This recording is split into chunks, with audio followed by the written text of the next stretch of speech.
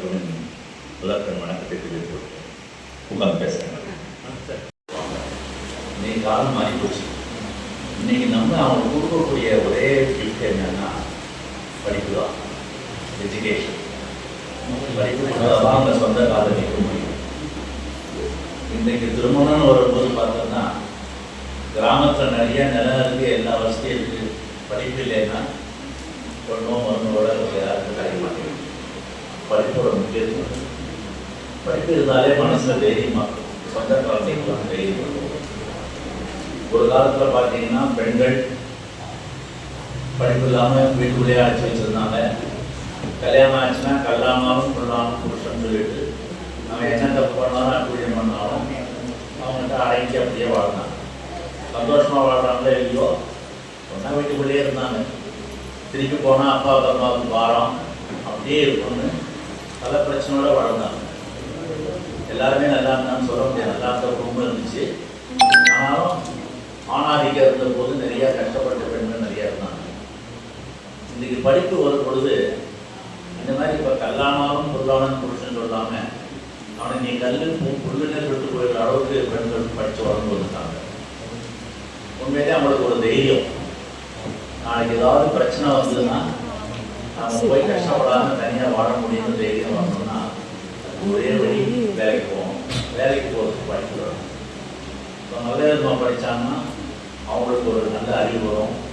அவருக்கு வளர்க்கக்கூடிய குழந்தைகளை நல்ல விதமாக வளர்க்கலாம், பண்போடு வளர்க்கலாம், நல்லா சொல்லி கொடுத்து வளர்க்கலாம்.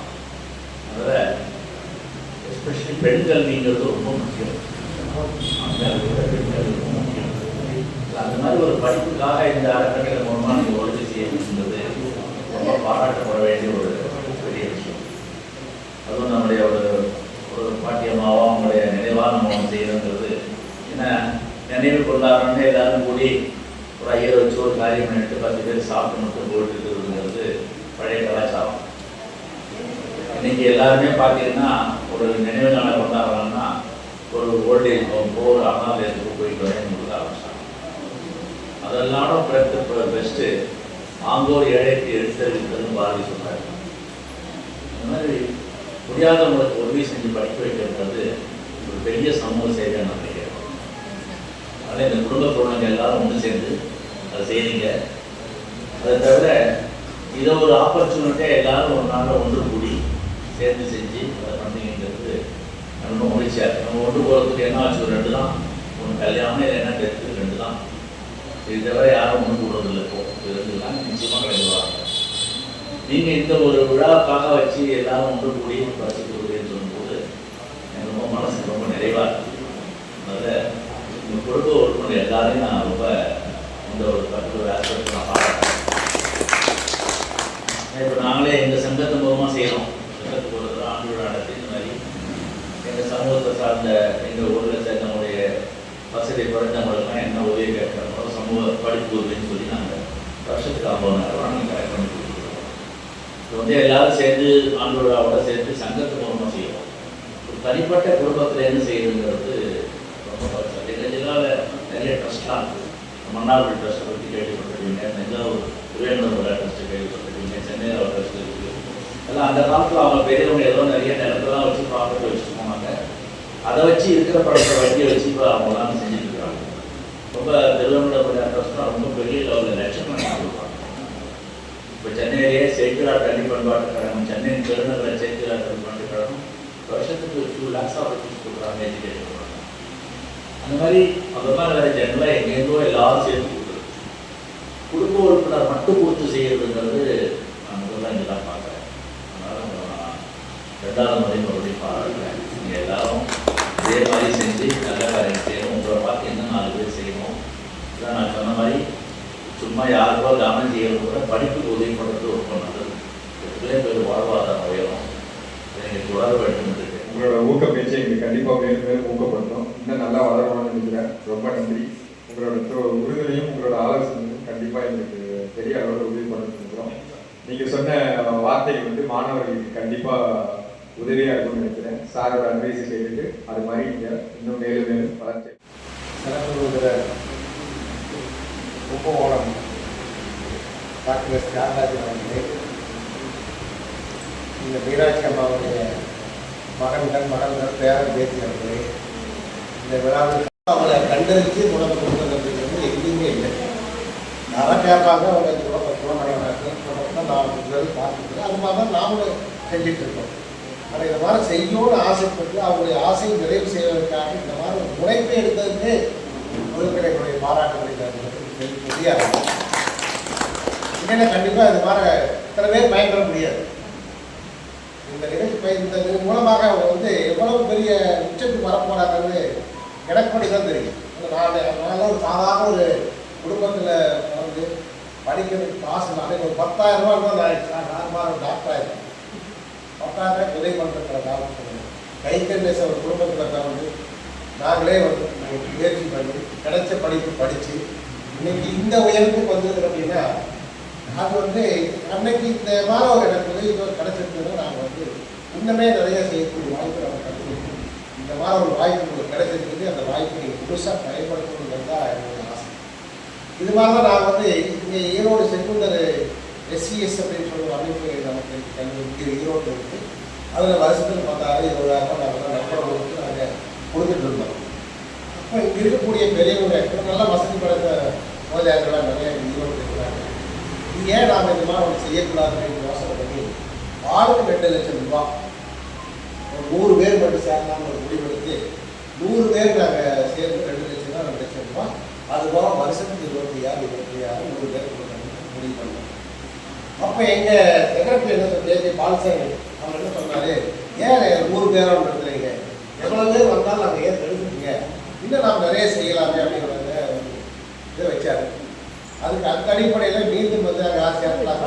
ஒரு 160 பேர் நாங்கள் நம்பர் இருக்கிறோம். 160 பேர் வந்து ஆளுக்கு 2 லட்சம் ரூபாய் நம்பரை சக்தி விடுறாங்க. அதுபோக வருஷத்துக்கு 25,000 அதை கொடுத்துக்குவாங்க. அந்த பணத்தில் வரக்கூடிய வட்டியிலிருந்து வருஷத்துக்கு 1 கோடி ரூபாய் நம்ம முதலியார் பசங்களுக்கு மட்டும் நான் கொடுக்குறோம். 3 ஆண்டு காலத்துக்கு உங்களுக்கு படிப்பு செலவு 3 ஆண்டோ 4 ஆண்டோ படித்தாலும் ஒரு செமஸ்டர் ஃபீஸை அந்த சட்டம் மூலமாக ஏன்னா முதலியார் பசங்க படிக்க வசதி இல்லாத வசதி அதை நீங்கள் எல்லாம் பயன்படுத்தணும். அதனால் நீங்கள் வந்து அதாவது பெரிய வசதியான பயன்படுத்துகிற பிரயோஜனம் இல்லை. படிக்க முடியாத செலவு கட்ட முடியாத வசதி நிறைய பேர் இருக்காங்க. எங்கள் கல்லூரியில் நான் கல்லூரியில் படிப்பு நேற்று அட்மிஷன் போட்டாங்க. அட்மிஷன் போட்ட 1 வாரத்திலேயே ஒரு பேரண்ட் வந்து சூசைட் பண்ணிட்டாங்க. ஒரு ஆட்டோக்காரங்க இறந்துட்டாங்க. அவங்களுக்கு வந்து என்ன செய்யறது, பணம் கட்ட முடியாது அப்படிங்கிற வருத்தத்தில் அவங்க இருக்கிற போது அப்போ நான் வந்து எனக்கு நிறைய பேருடைய தொடர்பு ஈரோட்டில் இருக்கிறதுனால நான் ஒரு 2 இடத்துல சொல்லி அவங்களுக்கு வந்து 3ஆண்டு கால படிப்பு செலவு ஏற்றுக்கிற மாதிரி ஏற்பாடு பண்ணிக்கிறேன். அந்த மாதிரி ஒவ்வொரு யாராவது ஒரு உதவி பண்ணால் தான் நமக்கு கிடைக்கும். அப்போ நான் என்ன சொல்றேன்னா, நம்ம செங்குந்தர் ஃபவுண்டேஷனில் நம்ம பசங்களுக்கு நம்ம கல்லூரியில் சேர்ந்த பசங்களுக்கு முதல் உதவி கொடுக்குது. நிறைய பசங்க நம்ம முதலியார் பசங்க வந்து நம்ம கல்லூரியில் படிக்கிறது, அவங்க கவுண்டர் கல்லூரிக்கு போகிறாங்க. ஆனால் கவுண்டர் கல்லூரியில் இருக்கக்கூடிய மாணவர்கள் யாராவது ஒன்றாவது வராங்க பரவாயில்ல, நம்ம கல்லூரியில் யாரும் சேர்றது. அப்படி இருக்கிற போது நாமே வந்து அவங்க முன்னுரிமை கொடுப்போம். முதல்ல இந்த மாணவர் கொடுக்கணும் முன்னுரிமை கொடுத்து இப்போ வந்து வருஷத்துக்கு 1 கோடி ரூபாய் இந்த வருஷம் இன்னும் கூட அதிகமாக வாய்ப்பு இப்போதான் அப்ளிகேஷன் இப்போ தயாராகிட்டு இருக்குது. நீங்கள்லாம் கூட அதை கல்லூரியில் சேர்ந்தீங்கன்னா அது நீங்கள் பயன்படுத்தலாம். கண்டிப்பாக பயன்படுத்தி வருஷத்துக்கு ஒரு செமஸ்டர் ஃபீஸை நீங்கள் வந்து அதை பெற்றுக்கொள்ளலாம். அது எங்கே நான் இந்த கல்லூரியில் நானும் ஒரு மெம்பராக இருக்கிறனால எங்கள் கல்லூரியில் சேர்ந்து படிக்கக்கூடிய மாணவர்களுக்கு யார் கண்டிப்பாக கிடைச்சிது. நானே வாங்கி கொடுக்குறேன். யாராவது பேர் வந்திருக்காங்க கொடுக்குறேன். ஸோ அந்த மாதிரி வந்து ஏழை மாணவர்களுக்கு நாங்கள் நிறைய செஞ்சுட்ருக்கோம். நிறைய வசதிகள் வந்து படிக்கணுங்கிற நோக்கம்.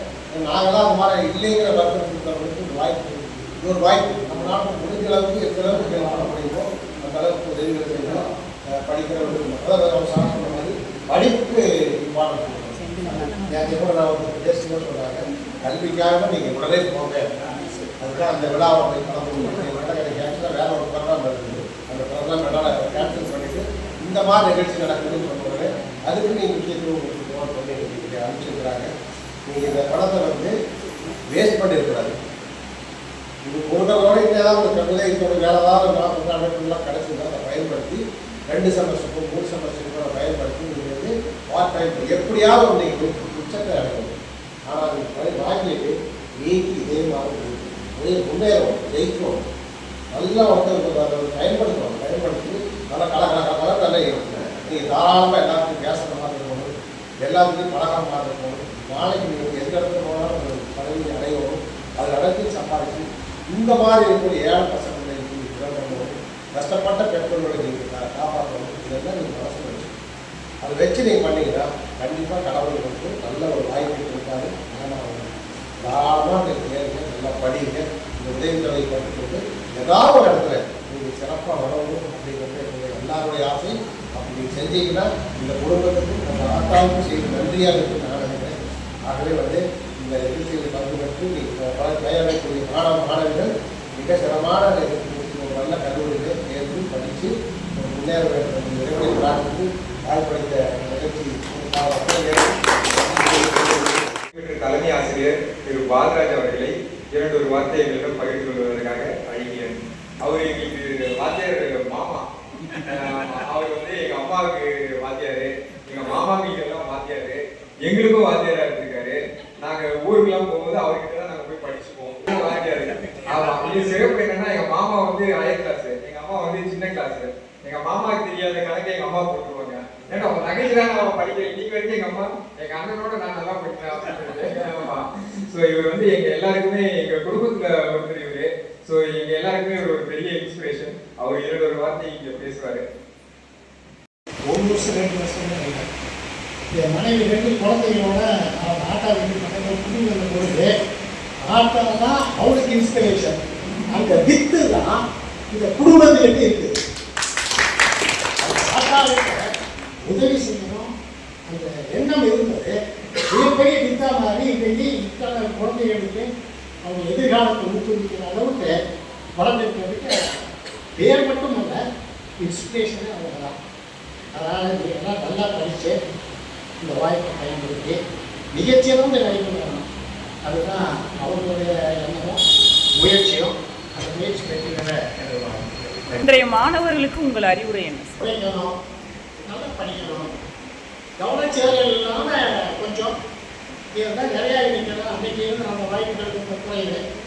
எனக்கு கவனச்சேரல் வாய்ப்பு ரொம்ப ரொம்ப அதிகமாக இருக்குது. அந்த மாதிரி கொஞ்சம் சிதறாமல் பார்த்து கஷ்டப்பட்டு முடிச்சு அப்படிங்கிற ஒரு உணர்வை தோன்றிய மீனாட்சி ஆத்தா நினைவை போட்டு என்று வந்திருக்க அனைவருக்கும் எனது மதிய வணக்கம். ஐயா சொன்ன மாதிரி எல்லாரும் கடவுள்கிட்ட வேண்டும் பொழுது எனக்கு செல்வம் பெற வேண்டும், சொத்து பெற வேண்டும், வீடுவாசல் பெற வேண்டும் அப்படின்னு வேண்டிடுவாங்க. ஆனால் கற்றதெல்லாம் மென்மேலும் பெருக வேண்டும் அப்படின்னு வேண்டிக்கிற ஒரே தினம் நம்ம தமிழகம் தான். அப்படிப்பட்ட ஆர்வமுள்ள இந்த மாணவர்கள் கல்வி கரை சேர ஒரு கலந்தரை விளக்கமாக இந்த மீனாட்சி அத்தா நினைவு அறக்கட்டளை எங்கும் இருக்கும். அந்த கலந்தரை வந்து தீபம் வந்து மங்காமல் இருக்க அதற்கு நெய்யூற்ற வந்திருக்கும் சிறப்பு விருந்தினராக வந்திருக்கும் ஐயா டாக்டர் தியாகராஜன் அவர்களுக்கும் பழனியப்பன் ஐயா அவர்களுக்கும் மற்றும் சொந்தங்கள் அனைவர்களுக்கும் நன்றி. விழாவின் நாயகர்களாக வந்திருக்கும் குழந்தைகளுக்கும் அவர்களுக்கு உறுதுணையாக இருந்த பெற்றோர்களுக்கும் இந்த விழாவை சிறப்பாக நடக்க உறுதுணையாக இருந்த ஒருங்கிணைப்பாளர்கள் அனைவர்களுக்கும் அந்த ஒருங்கிணைப்பாளர்களின் உறுதுணையாக இருந்த சுற்றத்திற்கும் மற்றும் நட்புக்கும் அனைவருக்கும் நெஞ்சார்ந்த நன்றிகளை தெரிவித்துக் கொள்கிறேன். அடுத்த பகுதியாக 10ஆம் வகுப்பு முடித்த மாணவ மாணவியரை பாராட்டி ஊக்கப்பரிசும் ஊக்கத்தொகையும் வழங்குவதற்காக திரு டாக்டர் தியாகராஜன் அவர்களை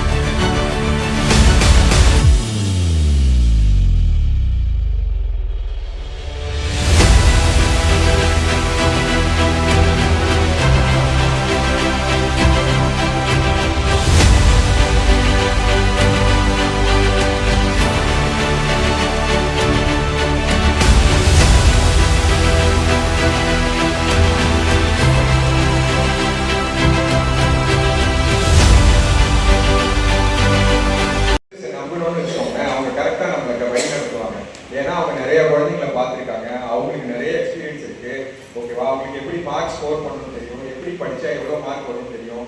ஸோ அதனால் எங்கே போனாலும், காலேஜ்க்கே போனாலும் எப்பவுமே ஒரு டீச்சரோட கைடன்ஸ் நமக்கு ரொம்ப ரொம்ப அவசியம். அதே மாதிரி நீங்கள் படித்து முடிச்சு ஒரு வேலைக்கு போனாலும் அங்கேயும் நமக்கு ஒரு டீச்சர் இருப்பாங்க. நம்ம உயர் அதிகாரியோ, நம்ம கூட வேலை செய்கிறவங்களோ நமக்கு ஒரு டீச்சர் அவங்க.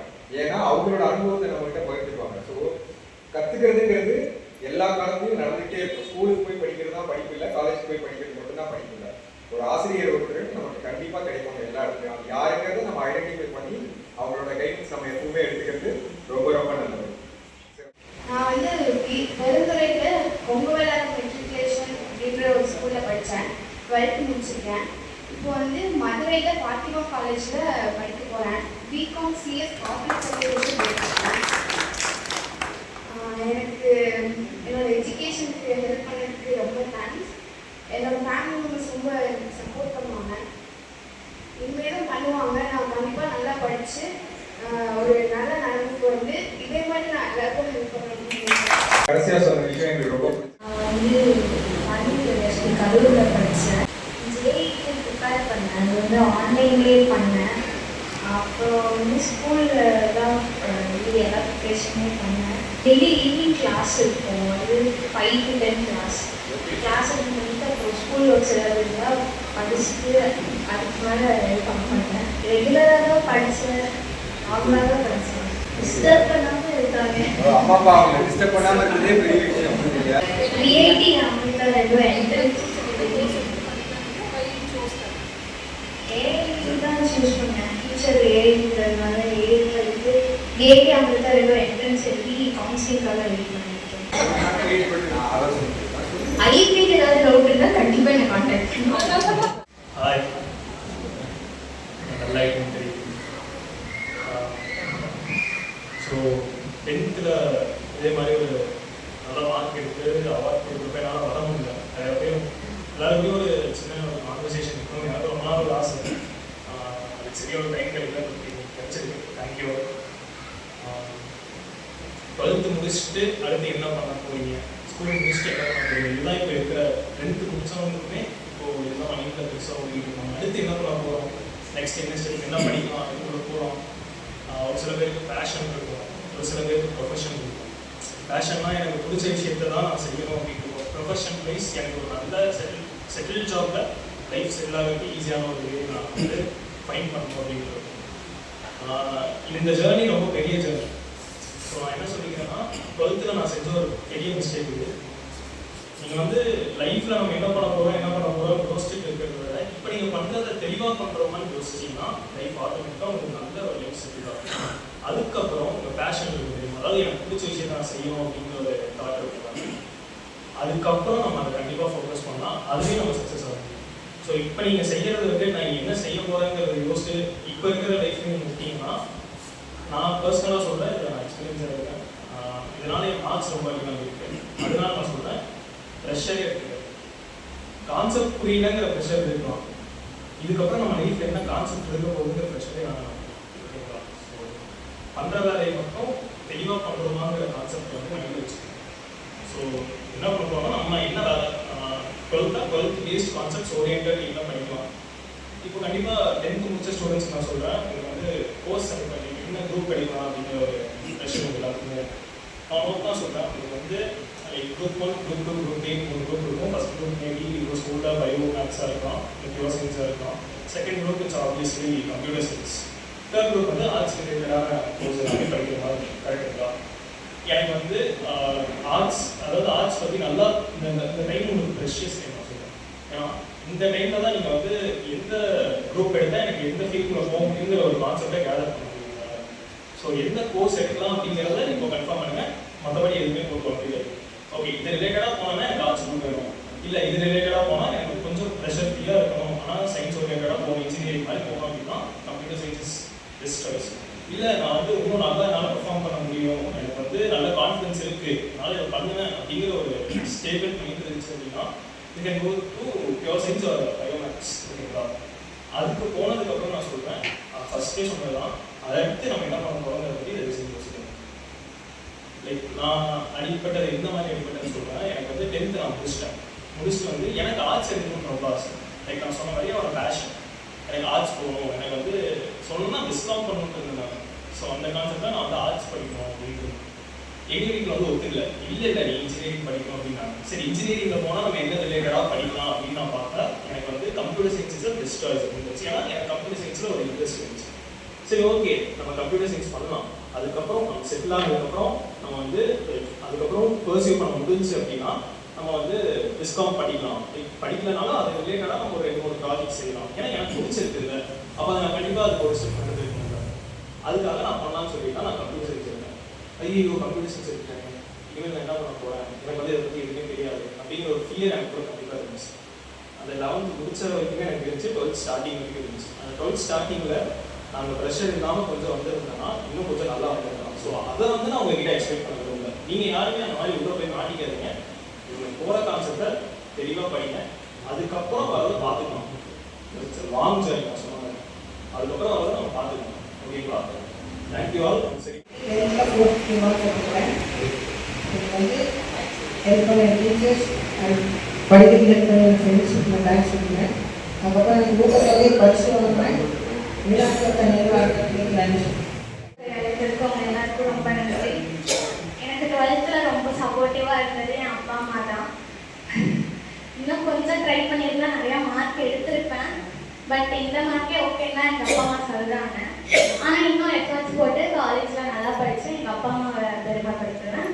நானும் இது மாதிரி முடியாதவங்களுக்கு நிச்சயமாக உதவி செய்வேன். கண்ணா நீங்கள் என்ன மாதிரி எஃபோர்ட் போட்டீங்க படிக்கிறதுக்கு? மைக்கில் late night studies, early morning தான் எழுதி படித்தேன். அப்புறம் வெளியே போகாமல் வீட்டில் இருக்காங்க. செல்ஃபோன் எப்போ பார்த்தீங்க? செல்ஃபோன் பார்க்க விட மாட்டேன். ஓகே, இப்போ ஸ்டூடெண்ட்ஸ்க்கு என்ன மாதிரி படித்தா அதிக மார்க் ஸ்கோர் பண்ணலான்னு நீங்கள் நினைக்கிறீங்க? டீச்சர்ஸ் கைடன்ஸ் வேணும் கண்டிப்பாக. அவங்க பேச்சை கேட்டு கொஞ்சம் ஃப்ரெண்ட்ஷிப்லாம் கட் பண்ணிட்டு ஃபோன் யூஸ் பண்ணாமல் ஹார்ட் ஒர்க் போட்டால் நான் அத்தானி ஹையர் செகண்டரி ஸ்கூலில் தான் படித்தேன். நானும் நல்லா தான் ப்ரிப்பேர் பண்ணேன். கொஞ்சம் ப்ரிப்பேர் பண்ணியிருந்தா இன்னும் நல்லா மார்க் எடுத்துக்கலாம். இப்போது நினச்சி கொஞ்சம் கஷ்டமாக இருக்குது. சரி நீ காலேஜ்லேயாவது நல்லா படிக்கணும்னு நினைக்கிறேன். நான் வந்து ஒரு டிகிரி முடிச்சுட்டு ஏதாவது கவர்மெண்ட் எக்ஸாம் ப்ரிப்பேர் பண்ணணும், டிஎன்பிஎஸ்சினா யூபிஎஸ்சி அந்த மாதிரி எழுதணும்னு நினச்சிருக்கேன். அது எழுதி ஒரு நல்ல ஜாப் கிடச்சி நானும் இந்த மாதிரி உதவி செய்யணும். நிறையா பேர் படிக்க முடியாமல் இருக்காங்க, அவங்களுக்கு உதவி செய்யணும். தெரியுமா, நான் இன்னும் கொஞ்சம் முயற்சி எடுத்திருந்தேன்னா இன்னும் நிறைய மார்க் வாங்கியிருப்பேன்னு சொன்னீங்கல்ல. உங்க எல்லாருக்கும் அதுதான், நம்ம எது செஞ்சாலும் இன்னும் கொஞ்சம் நம்மளால பெட்டரா செய்ய முடியும்னு நினைக்கும் போது தான் நம்ம அடுத்த கட்டத்துக்கு போக முடியும். ஓகேவா? ஸோ அவங்களுக்கு ஒரு தெளிவான ஆஸ்பிரேஷன் இருக்கு. நான் அடுத்து என்ன பண்ண போறேன், டிஎன்பிஎஸ்சி எழுத போறேன், யூபிஎஸ்சி எழுத போறேன், அந்த மாதிரி ஒரு ஆஸ்பிரேஷன் இருக்கு. ஸோ உங்க எல்லாருக்குமே அது மாதிரி நம்ம அடுத்தடுத்து என்ன செய்ய போறோம், அதுக்கு நம்ம எப்படி தயார்படுத்திக்கணும் அப்படிங்கிறத நீங்க யோசிக்கணும். சரியா?